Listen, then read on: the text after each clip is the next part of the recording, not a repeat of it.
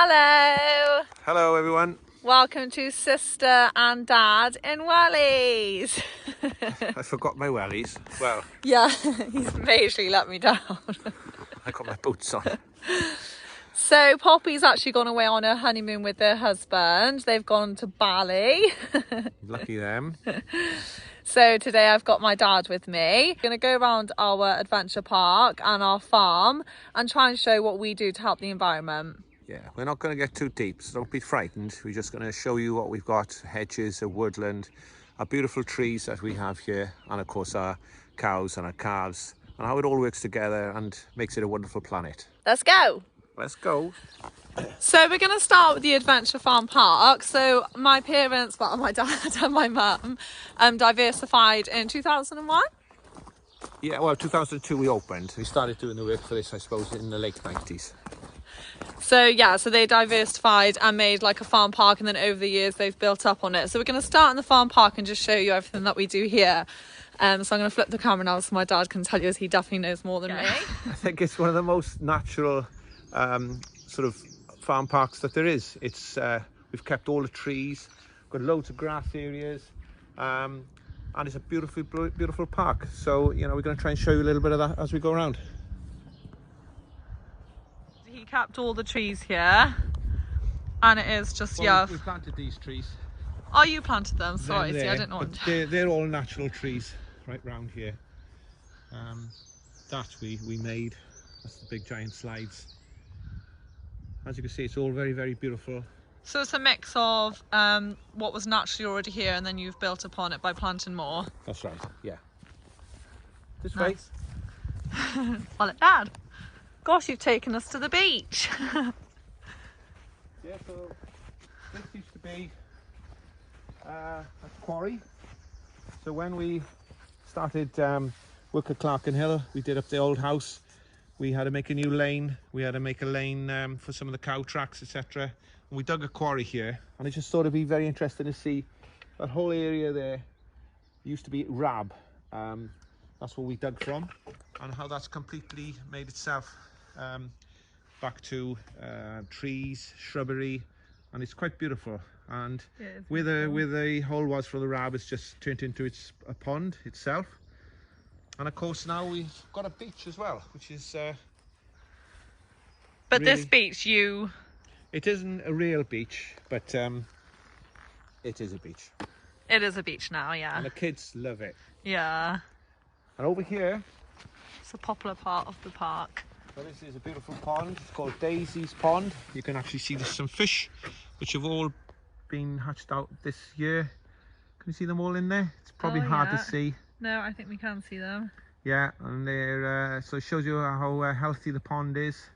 There's a load of beautiful shrubbery right round it, and again, it's all very natural. It's nothing been planted, and again, and it's only a river that flows into this then. It's just a small stream that flows into it from a spring at the top. We do get a flush of water which comes off the main road, because they turned all the water off the A40 into our farm, but it doesn't seem to have done any damage. No, it's really pretty. Is there any reason it's called Daisy Pond? I have my eldest daughter's called Daisy, so we've got 4 ponds on the adventure park, and we named them after our 4 daughters, Daisy being the oldest. How lovely. Very pretty.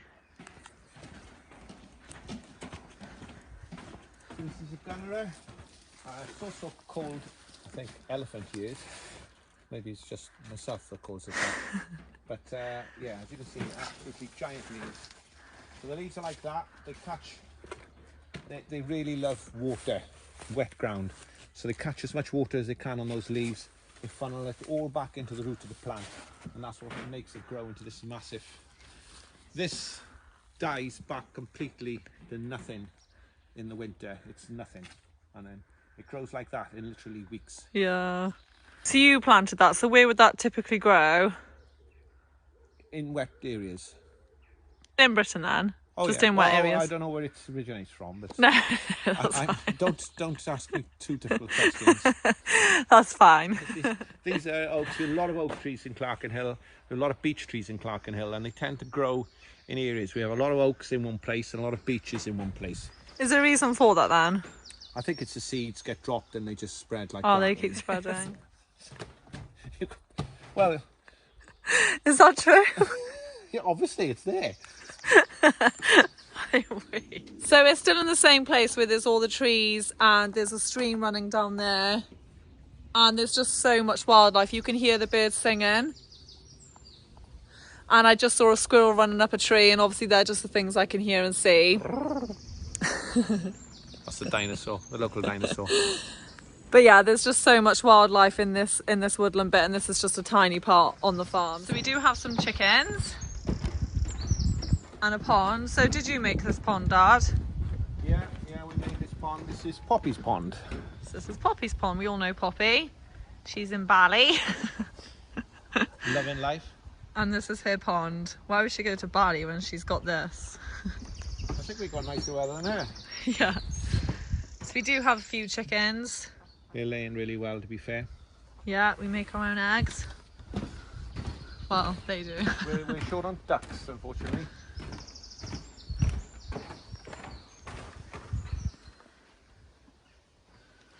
So yeah, Poppy pond. Our weather is so nice that our mum is out watering the plants here.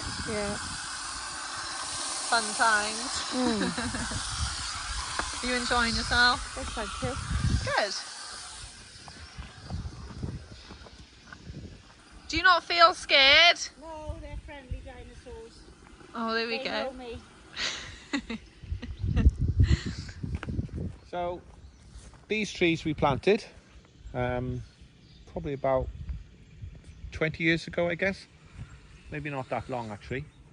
And these are self-seeded. That's a willow. They grow quickly everywhere. And then here's some beautiful oak trees. Oaks there as well. Right, this is one of my favourite oaks. It's kind of probably because it's just there on its own. The beautiful, well, oak trees just have that natural beauty about them. I just love all the different shapes and angles. And there's a bird box there, which does have birds nesting in it. We've got a fair few of them dotted around the whole of the adventure park, which somebody put in for us many years ago. But this is a gorgeous tree, and Josie's got a little story about this tree as well. Yeah. So this is actually where me and Blad, my husband, got married. Was by this tree. So it was during COVID, so we got married outside, had 30 people watching on straw bales, and we got married underneath this tree. So yeah, it's really special, and we're very lucky that we could do that. Yeah. If you look along the bottom, you can see all those oaks all the way across. So this is obviously... All the deep green is oaks, and they go right round the boundary all the way around. And most farms then will have a lot of trees on their boundaries, and... Yeah, most farms have trees, there's no doubt about that. Trees do grow quicker than you think. I've got trees in the Frisbee golf course we can show you that we've planted, and they're big trees now. And I'm still young-ish. Yeah, but farmers won't typically cut down trees. No, farmers don't cut down trees. Well, trees are beautiful. I love them. So, and I think most farmers are the same. There's no need to take trees down. They grow in the hedges or on boundaries, so they don't affect us. They bring in loads of wildlife. There's shelter for the animals as well. So there's massive advantages to having trees on a farm. Yeah. So we've got a Frisbee golf course, 8 acre used for the Frisbee golf course, but a lot of it we leave as natural hay meadow, we call it, but we leave it there.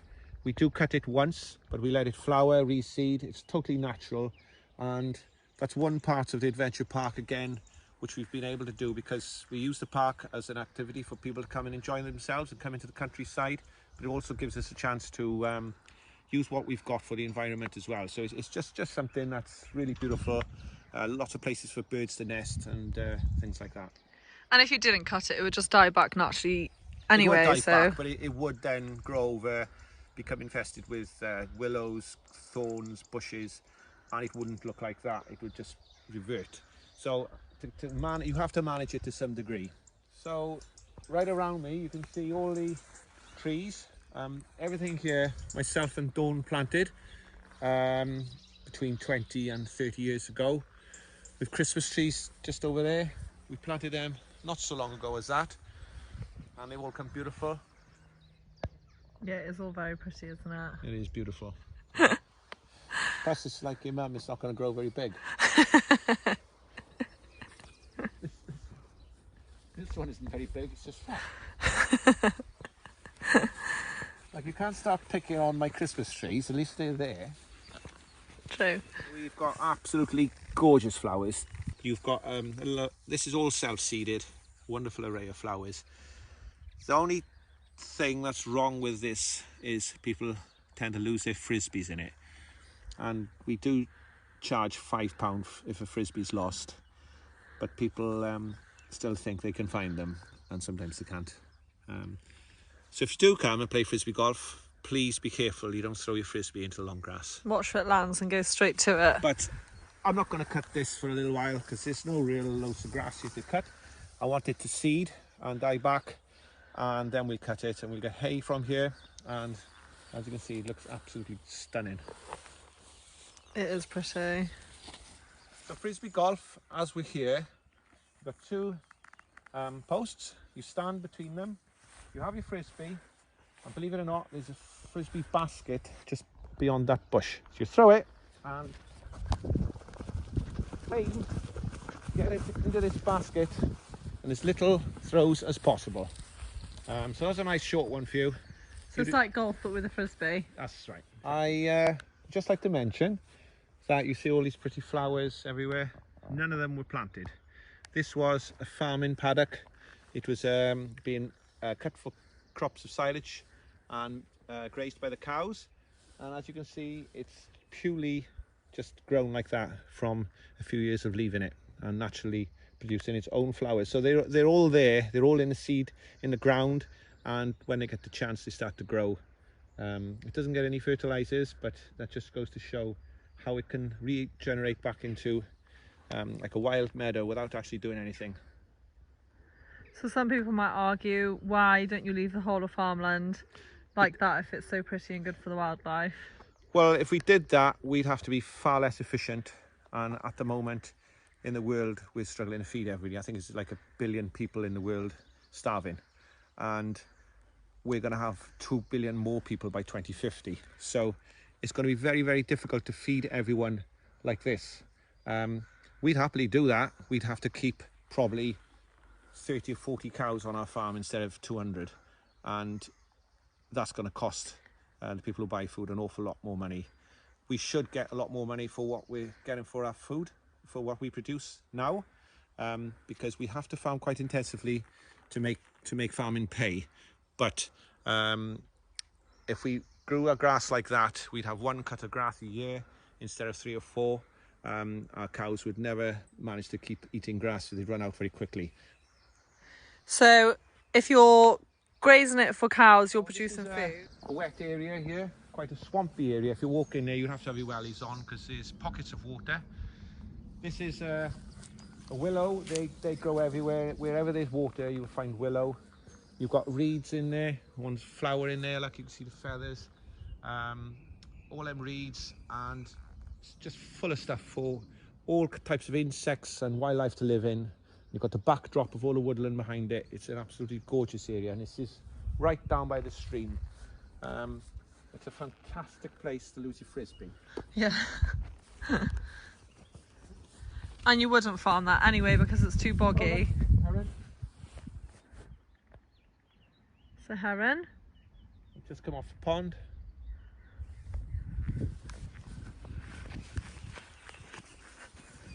It's a buzzard. So both those birds have just flown off this pond, yeah? Yeah, well, he was on the oak by the pond. That's where the heron would have been in the water. Oh, okay. So this pond here is, there was a pond here many, many years ago, but it was like a little small trodden in pond because the cows used to come down and drink from here when we had a lot less cows, and it basically just all messed up and there was nothing left of it. So last year we reopened it all up. This has got nothing to do with the adventure park. There's a grazing field there, and we've put a fence around it, and I do come down here and I mow around it and I keep it trimmed a bit just to keep it tidy and let everything grow around it. So it's starting to become more natural. A couple more years it'll become more growth and more things growing around it again, and it's just a lovely area.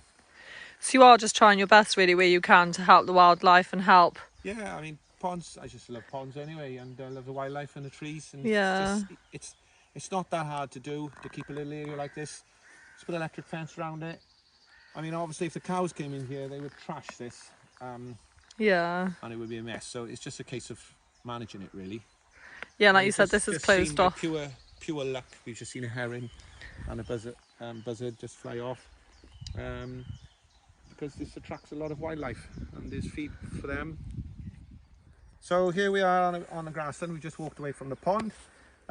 We've got a lovely bit of grass here which is doing its bit to absorb carbon. It stores a lot of carbon underneath the soil. We don't plough our fields very often at all. We try now to use as much direct drilling as we can so we don't disturb the soil and release a lot of carbon, because there's a lot of carbon stored in the ground. The grass also takes a lot of carbon in. When it's growing, it takes a lot of carbon in from the atmosphere. So cows eating the grass help to take carbon in, because the grass grows again. Something perhaps people didn't realise.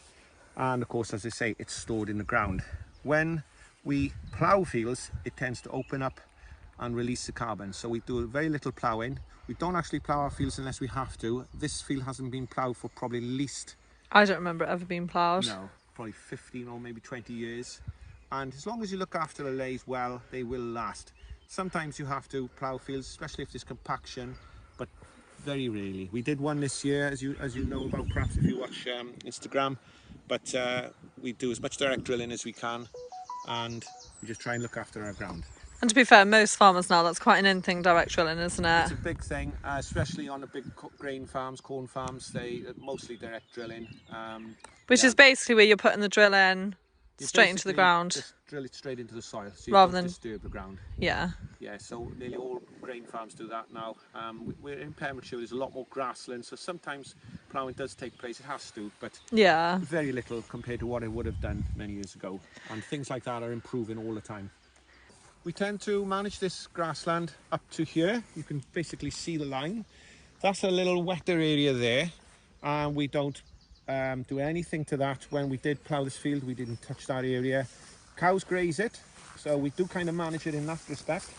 But the most important thing I'd like to show you again is when I first married Dawn, one of the things we did, we fenced the whole boundary of the farm away from the stream, which you've seen. And we've done it with sheep wire and a barbed wire, so stock doesn't go in there.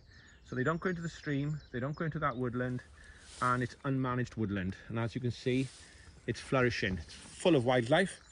This area here is a boundary to it. Again, no fertilizers go on here, no spraying go on here. It's not farming really anyway, because it's quite wet in places, but we leave it like this. Again, you've got those pretty flowers growing everywhere, and this is being grazed, and you know, cows are managing it, so it shows it can work side by side really. And animals grazing can actually be really helpful, can't it, to manage it? Yeah, if it's just left, as I say, that would take over completely. Yeah, which also you'd have some that everywhere, which isn't good. This is good, that's good. It's all good in its own way. Yeah, certain animals need certain things, yeah. But yeah, so I think it all does. But what we got to remember, we are farmers, and we've got to farm to the point where we are efficient. That's the most important thing, is we've got to be efficient at what we do. Because if we use too much ground by not using fertilizers, we're using more ground to produce less. So we have to produce enough of what we do on as little as we can, but do it effectively and do it well. So I think having trees in the right places, having meadows like this and waste grassland like this in the right places is really, really important. Growing trees possibly in the right places. Planting trees on top quality grassland is in my opinion absolute nonsense.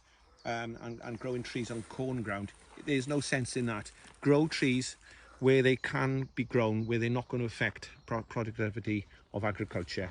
That's the most important thing. And of course, save the forests that are in the world that are being cut down. That would make a lot more sense to me. Yeah. So this is the boundary then to our farm, to this field. So you can just see the fields up there, that's someone else's land there, and then you've got massive of woodland in between us and their farm. So that woodland is actually ours, but my parents put a fence in to stop any cars going in there.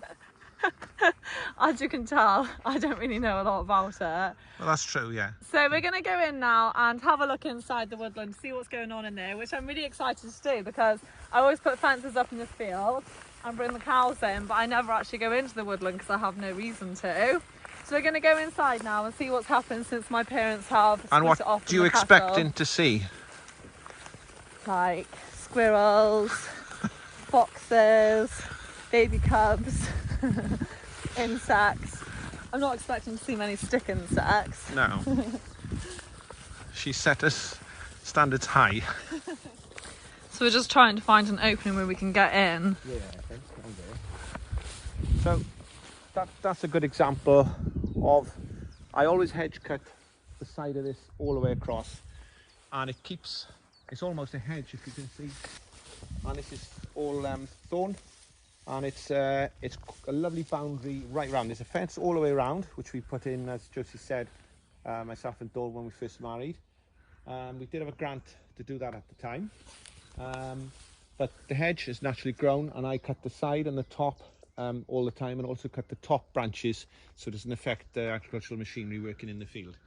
So it's again management on the outside, but you can see what a fantastic cover that is to the woodland. And then we're going to get inside and see what it looks like. I did read somewhere that a good quality hedge for wildlife is a hedge with blackthorn, so... Well, we got a lot of that. A lot of that, and I get it in my fingers sometimes, and believe you me, it hurts. It's going to be good. You like? I'm in. Gosh, fair play. It would be a good place to hide. And he's gone. Yeah. Okay, we've made it inside. Yeah, we're inside, and as you can see, the moment we're in, because of the canopy of the trees, it's much more open. I can see sun coming through over there, which means probably a tree has fallen, which does happen. Trees do die. Sometimes weak trees will come down in the wind. And the beauty of that, it gives the little saplings a chance to grow. So it's all good. So if you see a dead tree, it's not a bad thing. It just gives life to another one. So we'll have a little look around the corner to see if that is the case. So I was right, and I didn't come in here before, but this tree has fallen. It's not a particularly big tree, but it's dead. That gap has opened, and you can already see there's a lovely tree growing right by the side of it. I can guarantee you in 10 years' time that'll be a humongous tree and will fill that whole canopy. There's other competition just above it. There's some, but that looks a really good chance of getting there. So we're quite close to the stream now.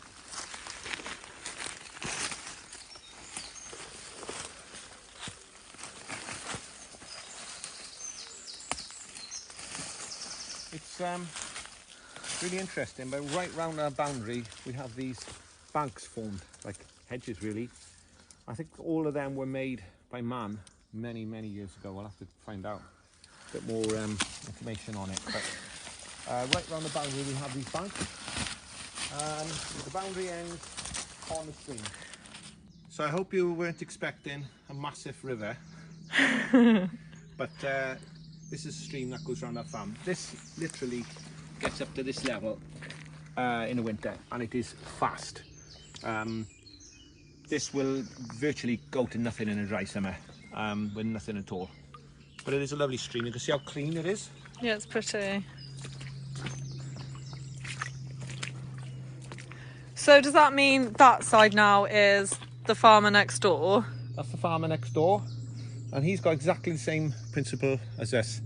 He's got quite a deep layer of trees all the way back, completely fenced off, no stock entry, and he farms exactly the same as we do. His hedges are all in good condition, and so there's a huge area here for wildlife and habitat to live in. Well, on our side it's 4 acres on this one field of woodland, and I would imagine he's got probably the same. So we've probably got about 8 acres Of woodland in this section, maybe a bit more than that, but just on this one piece. Yeah. Yeah.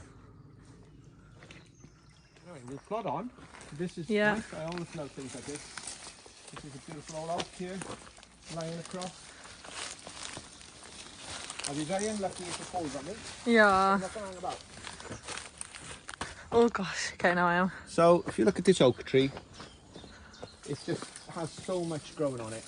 Moss, you know, you've got loads and loads of different plants all just growing out of this oak. It just has so many different things living on it, as in plants, and then of course in the plants we have all sorts of insects that would live in that, and it's just fantastic habitat. And these, as you said, are all over the farm. All over the farm, everywhere. And talk. Yeah. So just talk now as you walk. Do you want to walk in front of me, Anna? Why? What's... No, because then you're filming what you're looking at. Grasses. These lumps of grasses. I don't know why. What, you really like them? Yeah, I do. It's because I love grass, I think. Yeah. But it just, yeah, you just see them dotted about. Yeah, just lumps of grass. There we go, I know what to get you for Christmas. Look at this flower. You know, if somebody took that out, which is getting low probably, and put it in a pot and give it to me for my 60th, I'd be doing it. I just said that, so I'll get it for you for Christmas. I'm 60 in October. I think you can dig in there. You can see some footmarks. So, as we go in further down the field, this area is getting wider. It's quite a wide area here now. It's quite a substantial piece of woodland. Another open bit, Yeah, and another fallen down trees here tree. waiting to go. Saying, let me have this chance of this light and go for it. So there's a lot of competition. It's like everything in the world, really. Yeah, life is just one big competition. You see that tree is falling there? You've got all the sprouts coming off it, going up to the sun. Yeah. So that they're competing to survive. You know, it's a fantastic world we live in, Oh isn't it? yeah. Gosh. Everything adapts. It's just resting on that tree. But you know, it's amazing. So we'll go out of here now somewhere and we'll show some other bits. So Yeah. by here is the reverse of what we did on the outside. This is the fence from the inside, and you can just see how thick all of that is. And the field is literally there.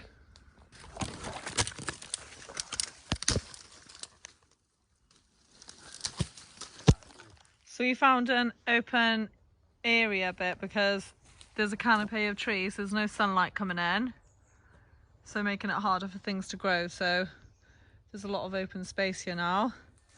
Up there I can see all the bluebells have died back now, so that would have been covered with bluebells at one point, which would have been lovely. So just see how tall this tree has grown. It's straight up there. It's an oak as well, and straight up. Look how straight that is.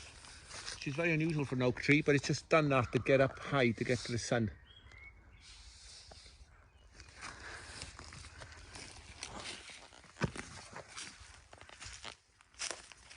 Another one here.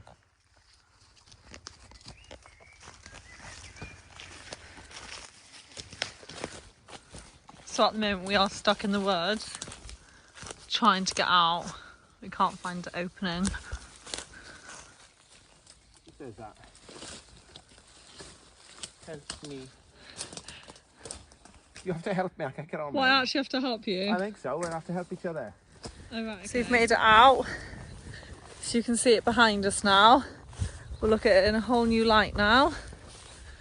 But yeah, it's amazing. From inside, the trees don't look like they've got much leaves, but Yeah, it's beautiful. yeah. So we're at the bottom of the field we were just in with the woodland, and this has been fenced off as well. And this is the quarry then. So this is, well, you can see there, all the rabs there. Yeah, so we use the RAB for jobs on the farm when we need to improve the lanes and the tracks. Yeah, about 20 years I think we've had the quarry here for. and it's a really useful part of the farm. But again, it's got its own spring there. There's a lovely little pond there. It's got loads of. It so quickly reverts back to nature, and you can see all the foxgloves just growing on the banks all around. So pretty. But it is a really useful asset to the farm. So. And that's just purely because the ground is rab already. Yeah, as you can see, we're a very dry farm. Rab goes right to the top. On nearly every field on the farm it's like this. Some of it isn't, but most of it. So that's why we always carry on how dry we are, how dry the farm is. It's because, as you can see, that's not being dug, that is the ground. And it goes rab to the top, and we've literally got about 6 to 8 inches of soil, and then you've got rab. Yeah. Has this pond got a name? Dawn's Pond. Just been named that. Oh. Thank you so much for watching that video. As you've probably gathered, my dad loves trees. I love the countryside, I really do, and I really care about it, and I think I speak on behalf of most people, to be fair. Yeah, so thank you so much for watching. I hope you've learnt something and enjoyed the video, and sister and dad will be back next week. See you. He shouldn't be there. No. Naughty calf. Hello and welcome to Bob's tree. So this is Heather's Pond. Farming in an environmentally friendly way as best as we can. We've all got a part to play to look after this world we live in. So we're just approaching what I would say is the best pond on the farm. Which way is the west? That way. My dad just told me that.